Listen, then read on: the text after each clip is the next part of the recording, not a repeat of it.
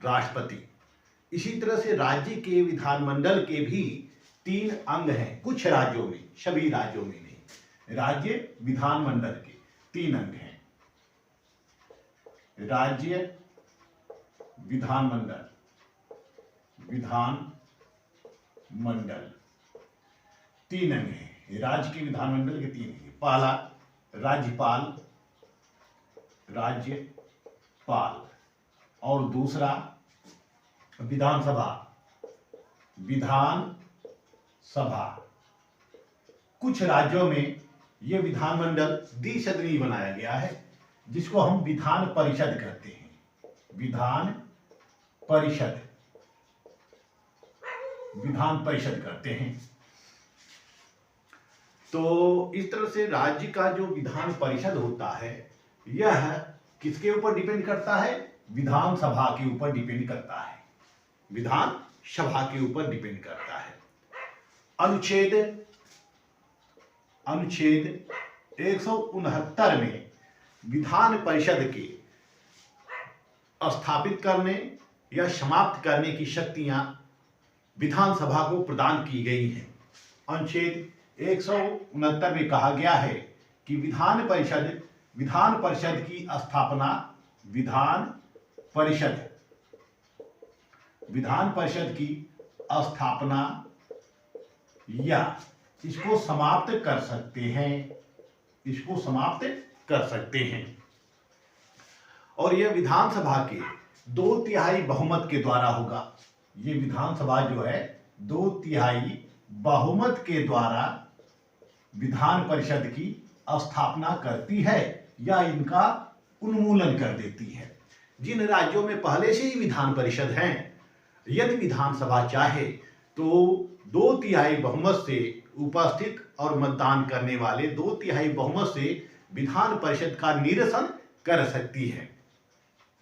मूल संविधान में यानी कि अनुच्छेद 168 में यह प्रावधान किया गया था कि कुछ अधिक जनसंख्या वाले राज्यों में विधानमंडल द्विसदनीय होगा, जैसे आंध्र प्रदेश,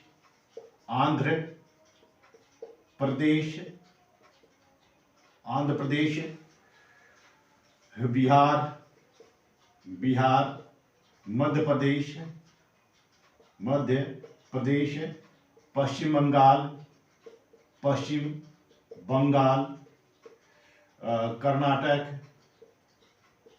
कर्नाटक, उत्तर प्रदेश, बिहार,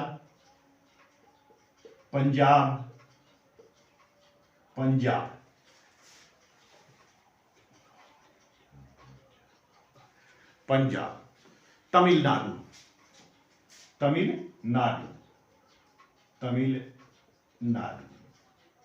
तमिलनाडु, इन राज्यों में जो था, और महाराष्ट्र,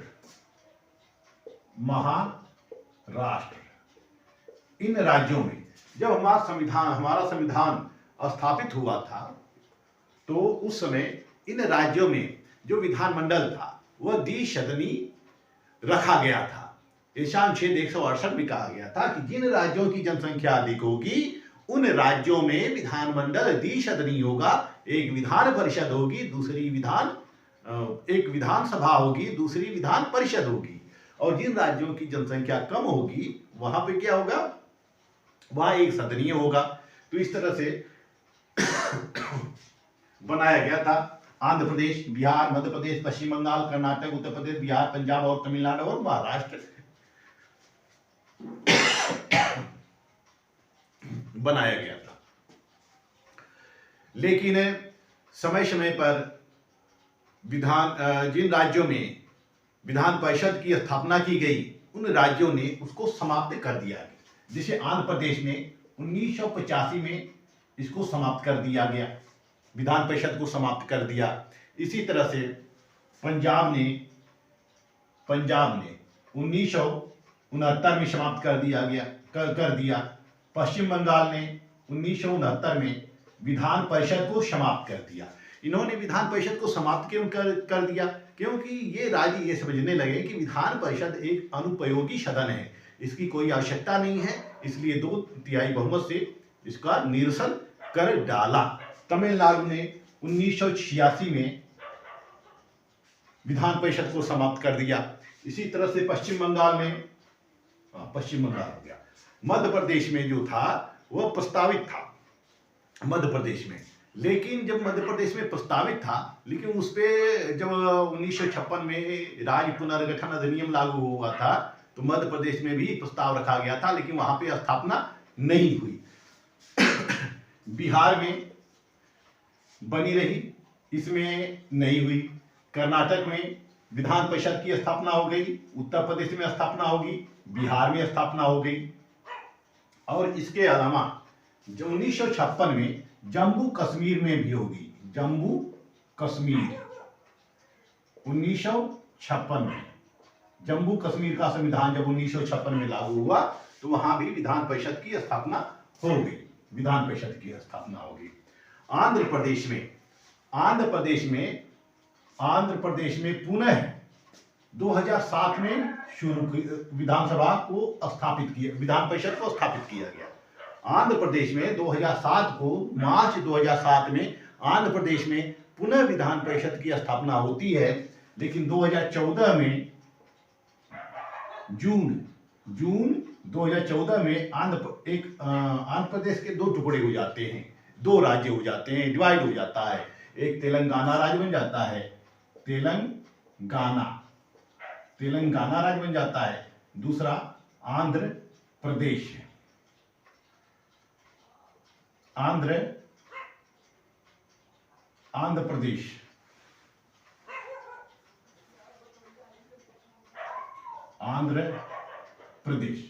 2014 में 2 राज्य बन जाते हैं, तेलंगाना और आंध्र प्रदेश। तो आंध्र प्रदेश में 2007 में जब विधान परिषद की स्थापना होती है तो यहाँ पे 86 सीटें होती हैं, लेकिन 2014 में जब स्थापित हो जाती है तो सीटों का बंटवारा हो जाता है। तो इस तरह से तेलंगाना और आंध्र प्रदेश 2 राज्य नए बन जाते हैं, जिसमें विधान परिषदों का सृजन कर दिया गया। लेकिन जम्मू कश्मीर में जो 1956 में विधान परिषद की स्थापना की गई थी, फिर जम्मू कश्मीर के विधान परिषद को 2019 में एक नया अधिनियम लाया गया, जम्मू कश्मीर राज्य पुनर्गठन अधिनियम। इसके तहत जम्मू कश्मीर में जो विधान परिषद थी उसको समाप्त कर दिया गया और इसको केंद्र शासित प्रदेश बना दिया गया। अब वर्तमान में हमारे भारत में बिहार, कर्नाटक, उत्तर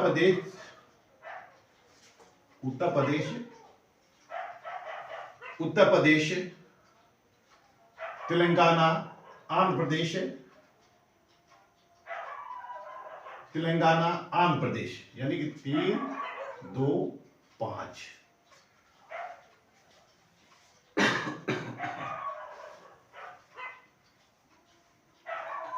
अब महाराष्ट्र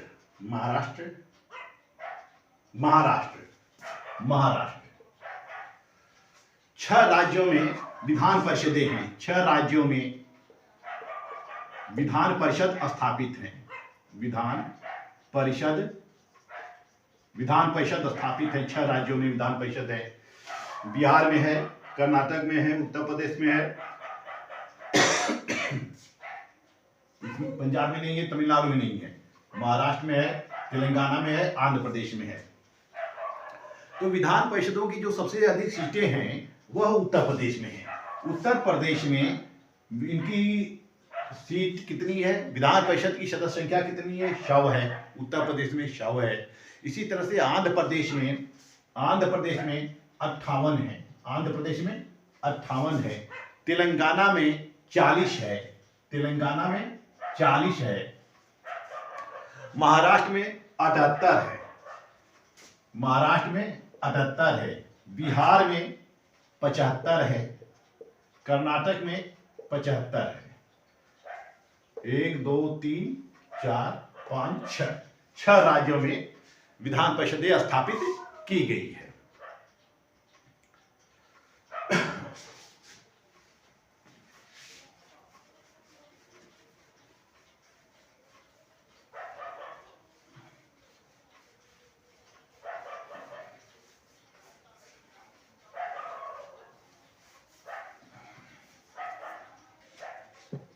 विधान परिषद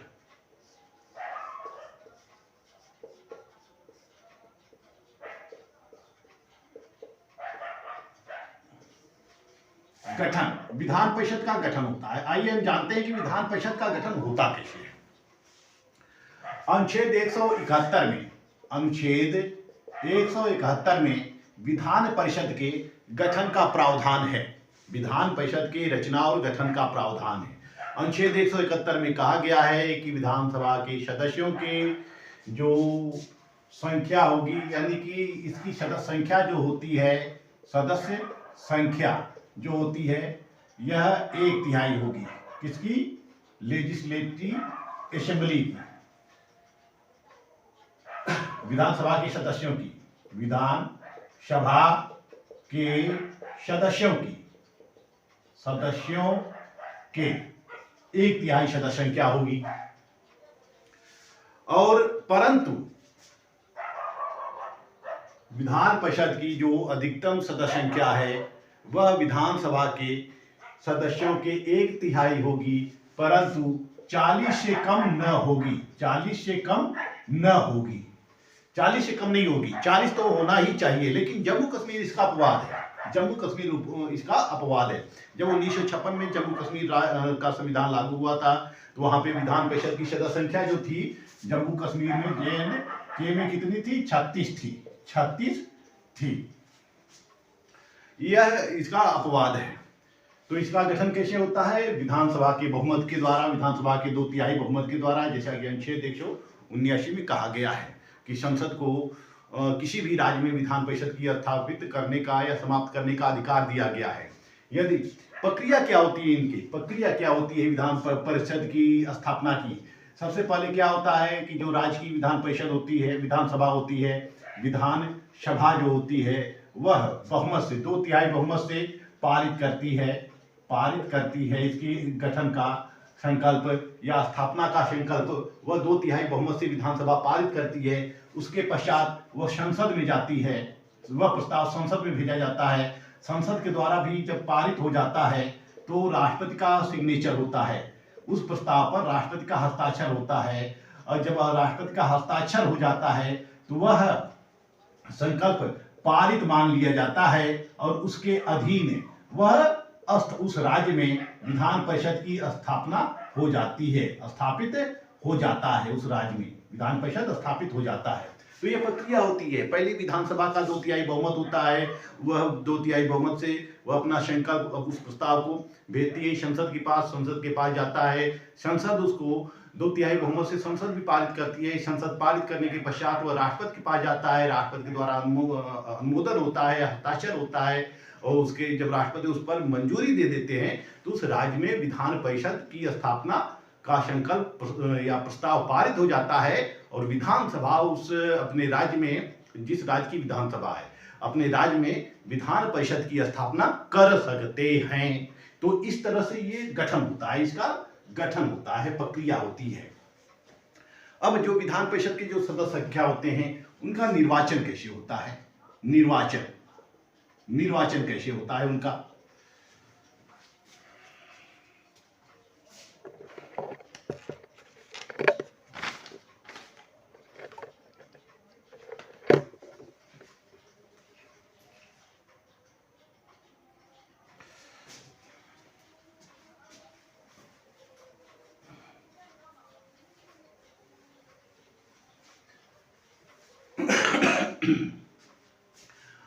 देखिए अनुच्छेद 171(3) के तहत विधान परिषद के सदस्यों के निर्वाचन का प्रावधान दिया गया है। इनका चुनाव जो होता है अप्रत्यक्ष रूप से होता है, अप्रत्यक्ष रूप से होता है,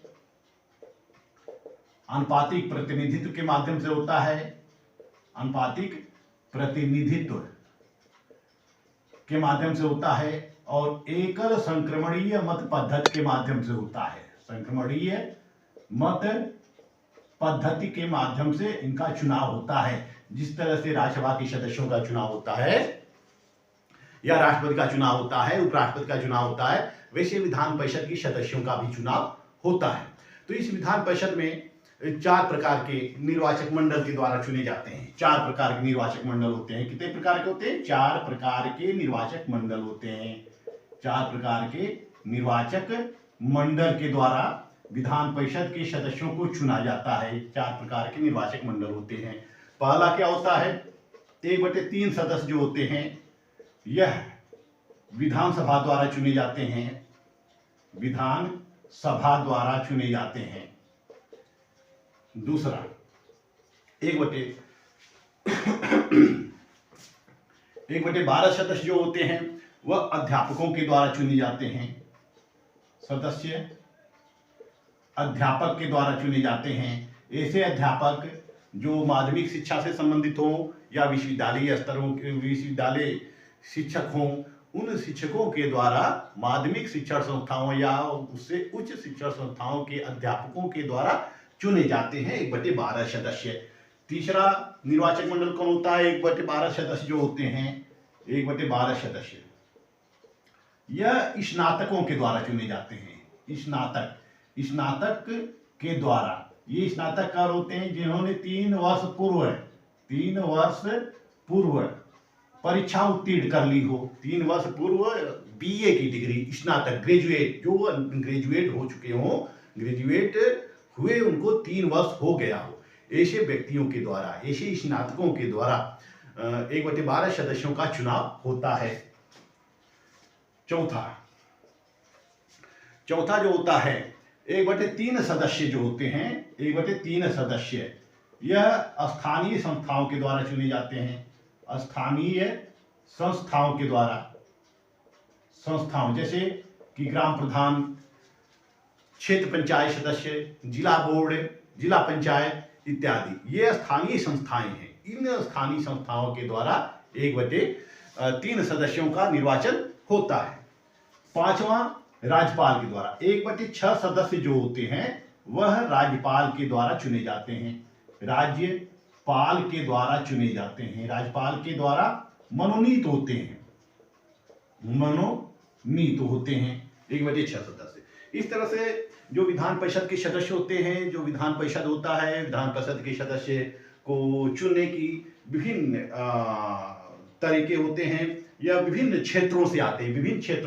इनकी निर्वाचक मंडल अलग अलग होते हैं। जिसे 1/3 सदस्य विधानसभा के द्वारा चुने जाते हैं, 1/12 सदस्य अध्यापकों के द्वारा चुने जाते हैं, 1/12 सदस्य स्नातकों के द्वारा चुने जाते हैं, 1/3 सदस्य स्थानीय संस्थाओं के द्वारा चुने जाते हैं, 1/6 सदस्य राज्यपाल के द्वारा चुने जाते हैं। तो हम यूपी के विधानसभा का, विधान परिषद का विश्लेषण करें तो यूपी के विधान परिषद में 100 सीटें हैं। 100 सीटों के हिसाब से जो 1/3 सदस्य विधानसभा द्वारा चुने जाते हैं, इनकी सदस्य संख्या कितनी आती है? 38 आती। इनकी सदस्य संख्या कितनी आती है? 38 आती है। स्थानीय संस्थाओं के द्वारा जो चुने जाते हैं, इनकी सदस्य संख्या कितनी आती है? 36 आती है। ये 36 सदस्य होते हैं।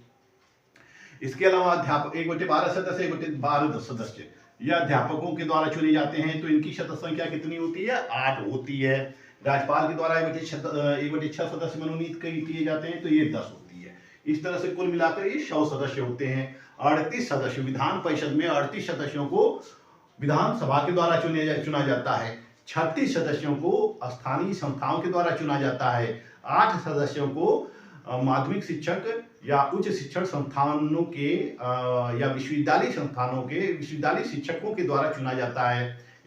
और इसी तरह से 8 सदस्य जो होते हैं वह स्नातकों के द्वारा चुना जाता है, 36 सदस्य स्थानीय संस्थाओं के द्वारा और 10 सदस्य जो होते हैं राज्यपाल के द्वारा मनोनीत किया जाता है। तो इस तरह से ये विधान परिषद में इस तरह से सदस्य होते हैं। इनका निर्वाचन विभिन्न संस्थाओं के द्वारा किया जाता है।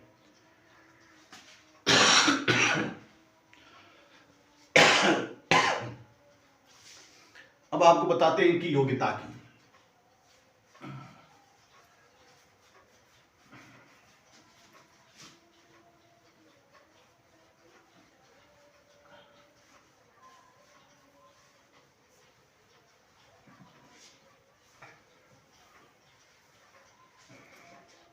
योग्यता इनकी क्या होती है?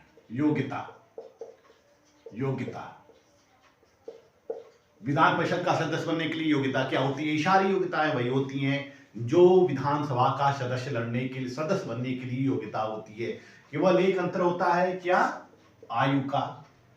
आयु, इसकी आयु कितनी होनी चाहिए? 30 वर्ष होनी चाहिए। विधान परिषद की, यानी कि विधान परिषद का सदस्य बनने के लिए योग्यताएं वही हैं जो राज्यसभा के सदस्य होने की योग्यताएं होती हैं। अनुच्छेद 173 में, अनुच्छेद 173 में इनकी योग्यताओं का वर्णन किया गया है। अनुच्छेद 173 में योग्यताओं का वर्णन किया गया है। योग्यता का वर्णन, योग्यताओं का वर्णन किया गया है अनुच्छेद 173 में। वह उस निर्वाचक क्षेत्र का सदस्य होना चाहिए, उस राज्य का निवासी होना चाहिए, और आयु कितनी होनी चाहिए? 30 वर्ष होनी चाहिए। इसके अलावा विभिन्न अनर्हताएं दी गई हैं, जो कि विधानसभा सदस्यों की अनर्हताएं हैं, वही विधान परिषद के सदस्यों की अनर्हताएं हैं। वो पागल, दिवालिया न होना चाहिए, चित्त विकृत न होना चाहिए, लाभ के पद पर न होना चाहिए, 2 या 2 से अधिक विधानमंडल का सदस्य नहीं होना चाहिए। ये सारी उनकी योग्यताएं होती हैं। विधान परिषद का कार्यकाल कितना होता है?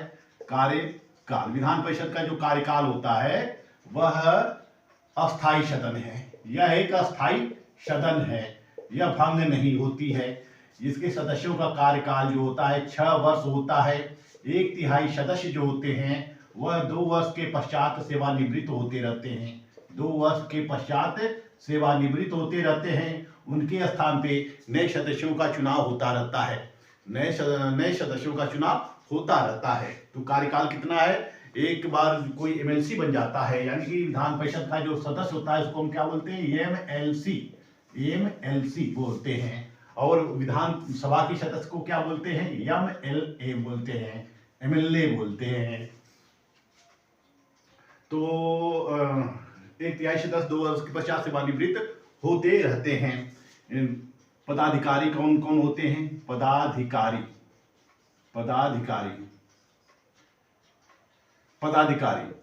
जिस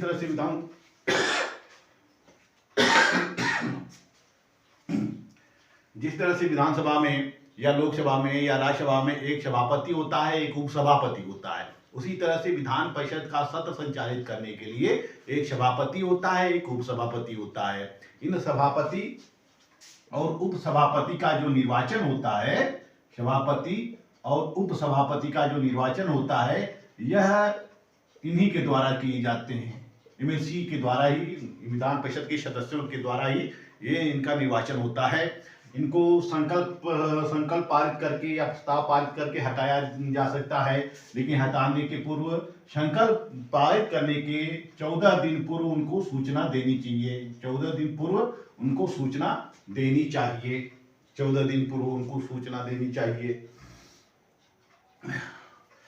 और 14 दिन की सूचना देकर उनको संकल्प से हटाया जा सकता है। विधान परिषद 2/3 बहुमत से प्रस्ताव पारित करके उपसभापति या सभापति को हटा सकती है। इसके अलावा सभापति जो होता है अपना त्यागपत्र उपसभापति को देता है, उपसभापति अपना त्यागपत्र सभापति को देता है।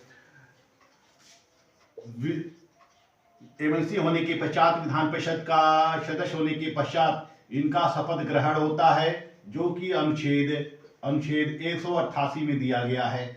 अनुच्छेद 188 के प्रारूपों के अनुसार राज्यपाल के समक्ष उनको शपथ लेना होता है। जब एमएलसी का निर्वाचन होता है तो निर्वाचन होने के पश्चात जब वह एमएलसी का पद धारण कर लेते हैं तो उनका शपथ ग्रहण होता है। कहाँ? राज्यपाल के समक्ष होता है, या राज्यपाल द्वारा नियुक्त सक्षम प्राधिकारी के समक्ष वह शपथ ग्रहण करते हैं।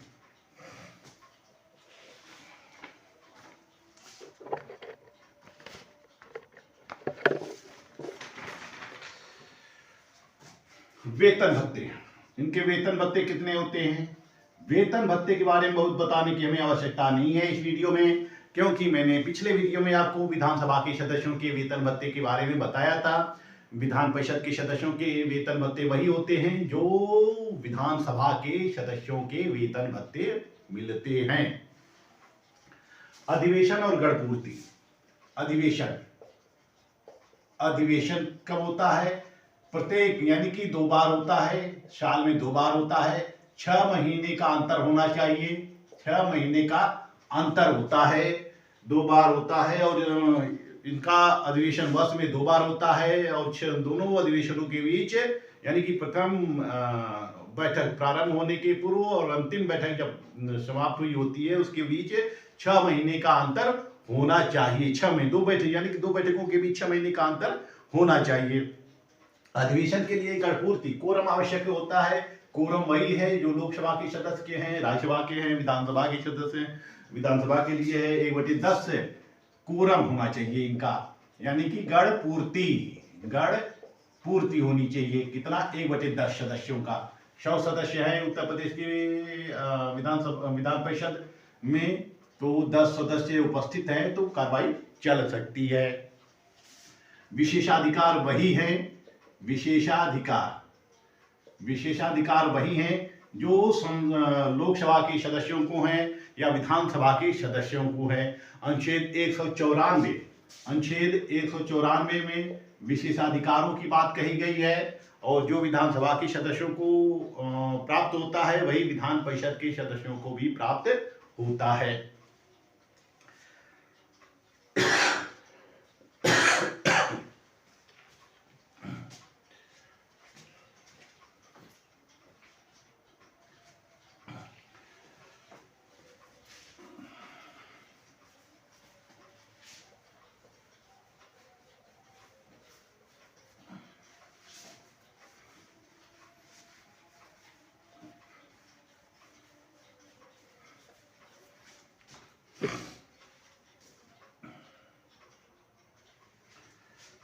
अब आइए चलते हैं कार्य और शक्तियां, पावर एंड फंक्शन। कार्य और शक्तियां किसकी? विधान परिषद की। देखिए संसद के 2 सदन हैं, एक लोकसभा है एक राज्यसभा है, लेकिन लोकसभा बहुत शक्तिशाली है, राज्यसभा शक्तिशाली नहीं है। इसी तरह से जो जिन राज्यों में विधानमंडल के 2 अंग दिए गए हैं उनमें एक विधानसभा है, दूसरी विधान परिषद है। तो विधानसभा अधिक शक्तिशाली होती है, विधान परिषद कम शक्तिशाली होती है। विधान परिषद बहुत अधिक शक्तिशाली नहीं होती है। तो इनकी शक्तियों को हम 3 शीर्षकों में अध्ययन करेंगे। विधायी शक्तियां,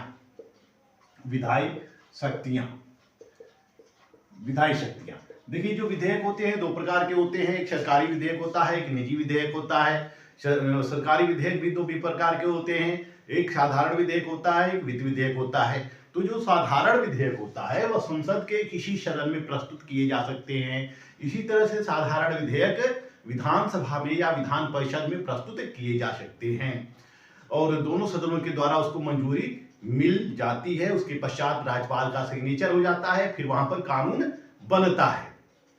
तो यहाँ स्थिति कुछ अलग है। जिस तरह से राज्यसभा साधारण विधेयक के संबंध में 6 महीने का विलंब कर सकती है, लेकिन विधान परिषद साधारण विधेयक के संदर्भ में 4 महीने का विलंब कर सकती है, 4 माह का विलंब कर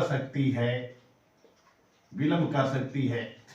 यदि लोकसभा और राज्यसभा में साधारण विधेयक को लेकर किसी प्रकार का विवाद उत्पन्न हो जाता है तो अनुच्छेद 108 के तहत वहां पर संयुक्त अधिवेशन बुलाया जाता है। लेकिन राज्यों के विधानमंडल में संयुक्त अधिवेशन का कोई प्रावधान नहीं है, यानी कि यदि विधान परिषद में और विधानसभा में किसी प्रकार का विवाद उत्पन्न होता है तो संयुक्त अधिवेशन नहीं बुलाया जाता है। यह विधान परिषद विधेयकों को अधिक से अधिक 4 माह तक विलंब कर सकता है। 4 माह के पश्चात भी नहीं पारित करता है तो उसको पारित मान लिया जाता है। इस तरह से विधायी शक्तियों के संबंध में, विधायी मामले के संबंध में, विधि निर्माण के मामले के संदर्भ में यह विधान परिषद एक क्या है? एक विचारशील सदन है। यह विचारशील सदन है। यह केवल विधेयकों के ऊपर चिंतन बहस वगैरह करती रहती है, उसको कोई विशेष शक्तियां प्राप्त नहीं है। वह केवल विलंब कर सकती है साधारण विधेयक के ऊपर, उसको रोक नहीं सकती है। जितने भी वित्त विधेयक होते हैं, सारे वित्त विधेयक केवल राज्य कहाँ पारित किए जाते हैं? लोकसभा में। इसी तरह से राज्यों के संदर्भ में सारे वित्त विधेयक जो होते हैं विधानसभा में प्रस्तुत किए जाते हैं। और जब विधानसभा में प्रस्तुत किए जाते हैं तो विधानसभा में प्रस्तुत होने के पश्चात, पारित होने के पश्चात वह वित्त विधेयक विधान परिषद के पास जाता है। तो विधान परिषद राज्यसभा की तरह अधिक से अधिक 14 दिनों तक रोक सकता है, 14 दिन तक रोक सकता है। 14 दिन के पश्चात वह पारित मान लिया जाता है। जितने भी बजट होते हैं, आय व्यय का विवरण होता है, सब विधानसभा में प्रस्तुत किए जाते हैं, विधान परिषद में प्रस्तुत नहीं किए जाते हैं। तो इस तरह से वित्तीय मामले में भी विधान परिषद क्या है कि विधान परिषद की शक्तियां शून्य है। विधान परिषद वित्त मामले में कुछ नहीं कर सकती है। तीसरा हम देखते हैं कार्यपालिका संबंधी शक्तियां। कार्यपालिका संबंधी शक्तियां, इन सब बातों को मैंने आपको पिछले वीडियो में विस्तार से बता दिया है। विधान परिषद की कार्य और शक्तियां वही कार्य और शक्तियां हैं, लेकिन विधान परिषद की थोड़ी, विधानसभा की जो मैंने बताया है, इसमें विधान परिषद की थोड़ी कार्य और शक्तियां क्या है, थोड़ी शिथिल है, कम है।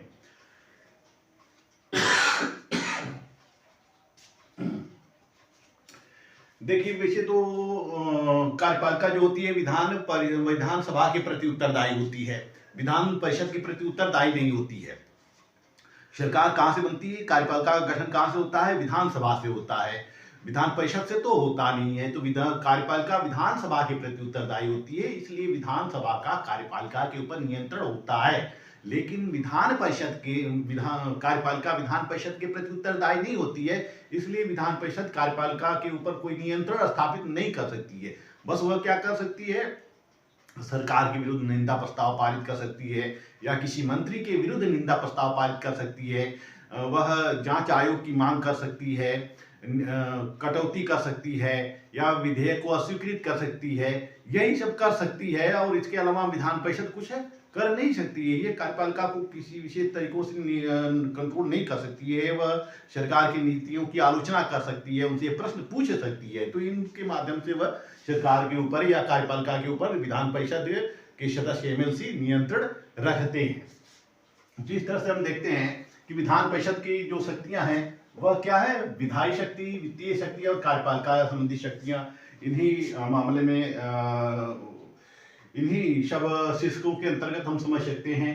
बाकी ये निर्वाचन में हिस्सा नहीं लेते हैं। जिस तरह से विधानसभा के सदस्य चुनाव में हिस्सा लेते हैं, संवैधानिक संशोधन में हिस्सा लेते हैं, यह हिस्सा नहीं लेते हैं। बहुत ये कर सकते हैं, यह विकास का कार्य कर सकते हैं, विकास का कार्य कर सकते हैं। किससे, अपनी निधि से जो एमएलसी होते हैं, एमएलसी की निधि होती है, यह अपनी निधि से विकास कार्य कर सकते हैं, जनता के बीच जुड़ सकते हैं, जनता की समस्याओं को दूर कर सकते हैं, जनता की समस्याओं को सदन में रख सकते हैं।